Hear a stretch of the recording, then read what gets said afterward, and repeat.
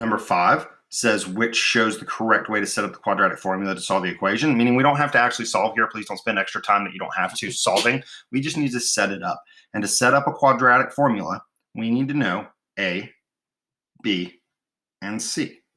Thankfully, we don't have to do anything on this problem to get it like that. Always double check. Is there a 0 on the right side? The right side has to be 0.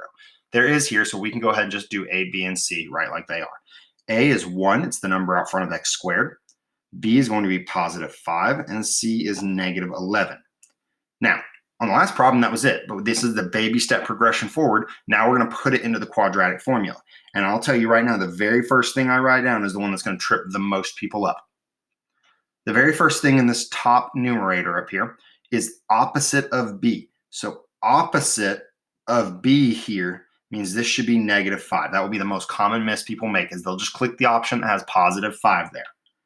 Plus or minus square root B squared, which is 5 squared, minus 4 times A, which is 1, times C, which is negative 11,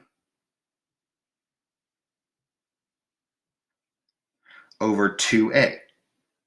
Hopefully you've started committing that in memory a little bit. We've used it a ton, okay?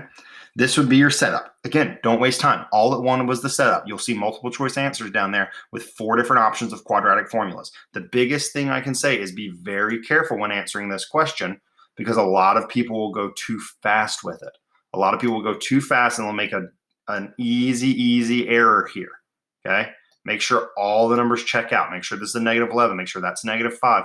Make sure all the numbers and everything are in place.